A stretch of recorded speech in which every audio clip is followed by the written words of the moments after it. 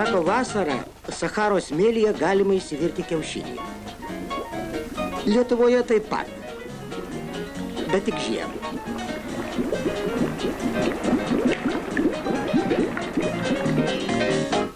Visame pasaulyje kailinius perka žiemą. Lietuvoje žiemą kailinius neša parduoti į komisą.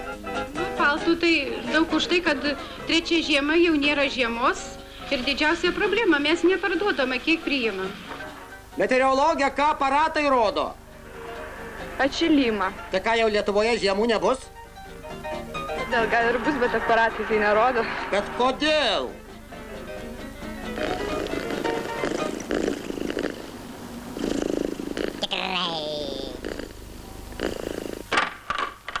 Labą dieną. Gal, sakau, valstybinis plano komitetas ėmė planuoti šiltas žiemas, gerbiamas draugė Horoševski? Sunku planuoti, žinoma, ar bus šilta ar šalta žiema, bet mes planuojam visada, kad bus šaltas. Tai vis dėlto, nuo ko tos žiemos šiltėja? Daugiausia kuro mes suvartojame šilumos energijai gaminti, bet šilumos energiją gaminti galima visokiojopai. Tai mūsų Respublikai šiuo metu veikia apie 5000 katilinių, dauguma iš jų smulkių, neekonomiškų. Vien Lazdijuose, ne pačiame didžiausiame Respublikos mieste, per 40 tokių neekonomiškų katilinių, kurių židinius kursto per 150 tokių vaidilaičių.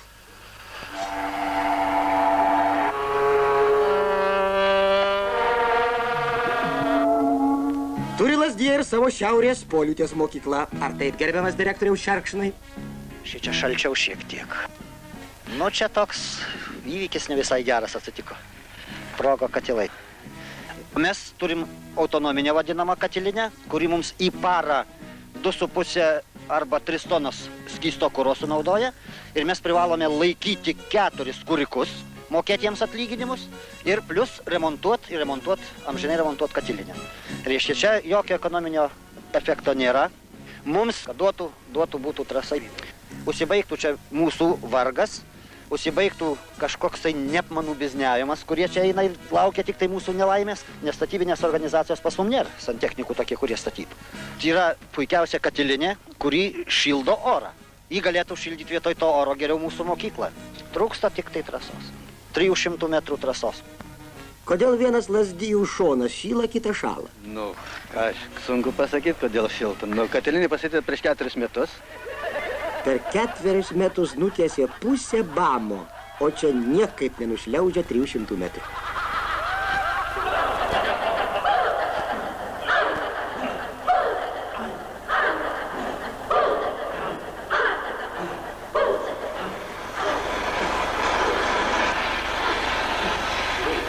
Kaip prarandama šiluma pastate. Per langus ir duris 42% šilumos. O iš namų išeina ir jos pareina visą 100% gyventojų. Netgi 101. Išeina su gareliu, pareina su vėjeliu.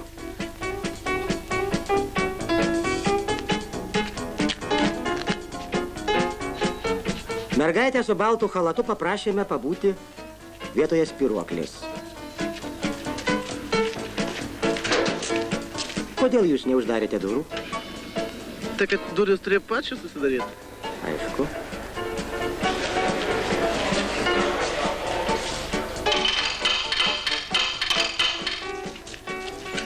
Kodėl jūs neuždarėte durų? Kad niekur jas atrodo neužsidaro. Savo buto duris uždarote? Namuose tai uždarom.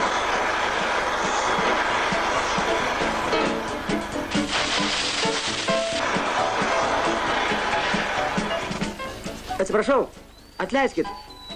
Atsiprašau, kodėl jūs neuždarėte durų? Skubėjau. O namuose uždarote? Taip.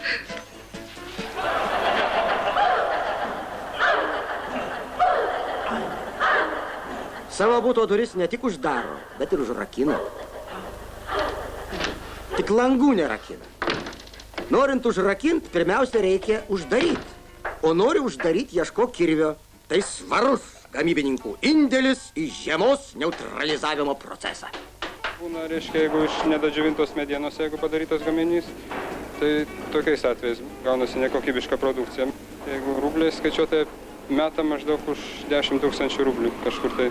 10 000 rublių neįtinti įspūdingas skaičius. Bet jeigu pripliusuoti 100 sinusitų, 1000 radikulitų ir 1,5 milijono slogų bei kitų įpūstų infekcijų, čia tai jau daiktas. Tai jau įspūdinga Kauno kombinato dovana naujakuriams.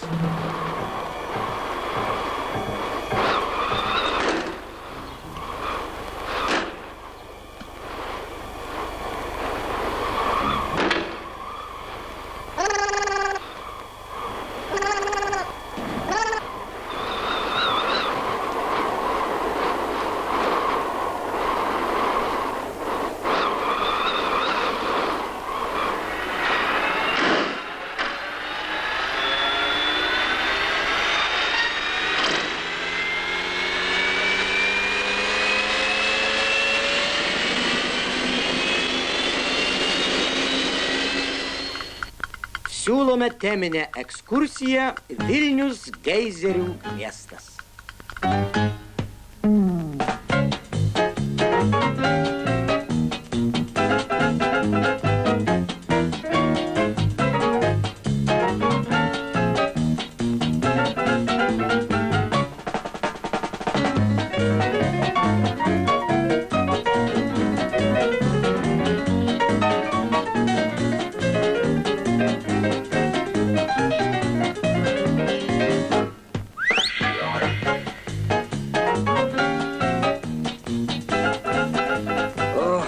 Malonus širdžiai peizažas būtų, jeigu vietoj katinų čia už stalų sėdėtų atsakingi už šilumos globą.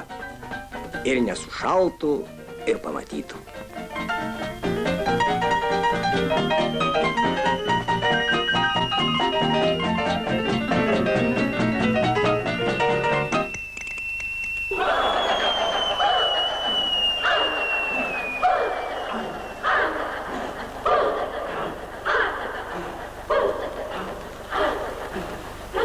Pamatytų patį ugnikalnį pažadintą iš miego.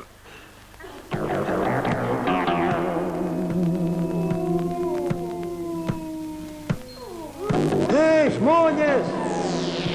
Kur jūs? Hei! Žmonės!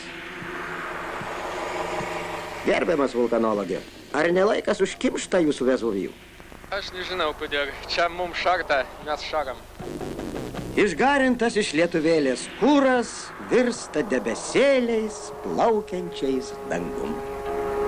Atskirų žinybų vadovai visiškai matomai neskiria dėmesio šiam reikalui. Tuo tarpu mes kenčiam dėl to visi. Dėl to, kad mes nemokam dar saikingai taip, kaip reikia taupyti kurą ir ekvoti energiją mūsų visų labui. Duris! Duris! Kas duris atvėręs laiko? Visi gabroviečiai ir suvalkiečiai, kai kurie, žiemą katinams patrumpina uodegas. Kad eidami pro duris mažiau išleistų šilumos. Paremkim gerą iniciatyvą.